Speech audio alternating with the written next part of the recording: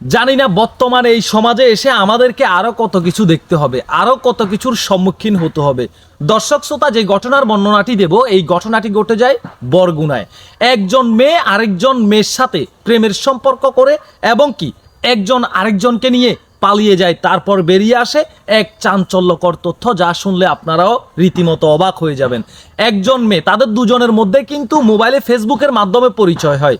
মর্জিয়া আক্তার নামের যে মেয়েটি, সেই মেয়েটি আরেকটি মেয়েকে ফেসবুকে দেখে পছন্দ করেন। পছন্দ করার পরবর্তীতে সে তার চুলগুলা কেটে পুরুষের মতো আকার ধারণ করে এবং তার নাম পরিবর্তন করে, ফেসবুকের পুরুষের নাম রাখে। সে পুরাপুরি পুরুষের বেশ ধরার পরবর্তীতে সে ওই মেয়েটিকে মোবাইল ফোনে ফেসবুকের মেসেঞ্জারে একটি মেসেজ করে, হাই মেসেজ করে। হাই মেসেজের রিপ্লাই এই দিক থেকে আরেকটি মেয়ে তার মেসেজের উত্তর দেয়। তারপর দুজনের মধ্যে পরিচয় হয়ে যায়। 3 দিনের প্রেমের সম্পর্কে দুজন দুজনের সাথে দেখা করে। তারপরেও আরেকজন মেয়ে বুঝতে পারেনি যে এটাও একটি মেয়ে, কিন্তু সে পুরুষ সেজে তার সাথে রিলেশন করার চেষ্টা করছে। তারপর দুজন দেখা সাক্ষাৎ করার পরবর্তীতে দুজন দুজনের বাড়িতে চলে যায়। মেসেঞ্জারে যোগাযোগ করে কথাবার্তা বলে সিদ্ধান্ত নেন, একদিন দিন তারিখ ধার্য করেন, এই দিন তারিখে তারা দুজন পালিয়ে গিয়ে বিয়ে করবে। যেমন চিন্তা ভাবনা, যেমন কথা, তেমনই কাজ। দর্শক শ্রোতা, মর্জিয়া ছেলে সেজে এই মেয়েটিকে নেয়ার জন্য আসে। নেয়ার জন্য আসার পর তারা যখন দুজন পালিয়ে যাওয়ার চেষ্টা করে, পালিয়ে যাওয়ার সময় তারা দুজন ধরা পড়ে যায়। ধরা পড়ে যাওয়ার পরবর্তীতে এলাকাবাসী সবাই ঘটনাস্থলে আসে। আসার পরবর্তীতে যখন তাদেরকে জিজ্ঞাসাবাদ করে, জিজ্ঞাসাবাদের এক পর্যায়ে একটি চাঞ্চল্যকর তথ্য বেরিয়ে আসে। ওই মেয়েটি বলে, আমি পুরুষ নয়, আমি একজন মেয়ে। আমি ছেলে হিসাবে চলাফেরা করতে আমার ভালো লাগে, আমার নিজেকে পুরুষের মতো মনে হয়। আমি যে মেয়ে, সেটা আমার ভিতরে অনুভূতি কাজ করে না। সে তার চুলগুলো কেটে, আপনারা দেখতেই পাচ্ছেন, চুলগুলো কেটে শার্ট প্যান্ট পরে সে পুরুষের মতো চলাফেরা করে।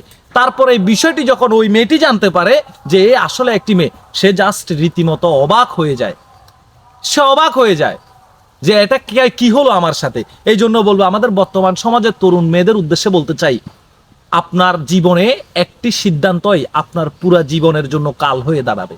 একটা নারীর যদি চরিত্রে একবার কলঙ্ক লেগে যায়, সেটা আর সহজে মুছা যায় না। আমাদের বর্তমান সমাজ পরিস্থিতিটা এরকম, একটা মেয়ের যদি সাধারণ সামান্য একটু বিন্দু পরিমাণ দোষ খুঁজে পায়, সেটাকে অনেক বিশাল আকার ধারণ করা। বিয়ে শাদীর জন্য আসলে মানুষ বিভিন্ন ধরনের মন্তব্য করে, বিভিন্ন ধরনের কথাবার্তা বলে। এক পর্যায়ে সেই মেয়েটির বিয়ে শাদী হতেও কিন্তু সমস্যা হয়ে যায়। এই জন্য বলবো, মোবাইলে ফেসবুকের মাধ্যমে কাউকে দেখে আকৃষ্ট হয়ে প্রেমের সম্পর্কে তোমরা ঝুঁকে পড়বে না। ভালোবাসার দিকে তোমরা নিজেকে ঠেলে দিও না। আমি বলবো যে নিজে সচেতনতা অবলম্বন করো, মা বাবার উপরে ডিফেন্স করো, মা বাবার উপর আত্মবিশ্বাস রাখো। মা বাবা দেখে শুনে, মা বাবা কখনো তার সন্তানের খারাপ চায় না, ভালোই চায়। দুজন মা বাবা চায় তার সন্তানকে একটি প্রতিষ্ঠিত পুরুষ মানুষের হাতে তার কন্যা সন্তানটিকে তুলে দেবে। আর একজন ছেলে যদি হয়, একজন ছেলেকে তাকে প্রতিষ্ঠিত করে, এস্টাবলিশ করে ভালো একটি পরিবারে নম্র ভদ্র একজন ধার্মিক মেয়েকে বিয়ে করিয়ে তাদের সংসারে বউ হিসাবে নিয়ে আসবে। সবাই ভালো থাকবেন, সুস্থ থাকবেন। আল্লাহ হাফেজ। এবং পুরো বিষয়টা নিয়ে আপনাদের ব্যক্তিগত মতামত কমেন্ট বক্সে জানাবেন। আল্লাহ হাফেজ।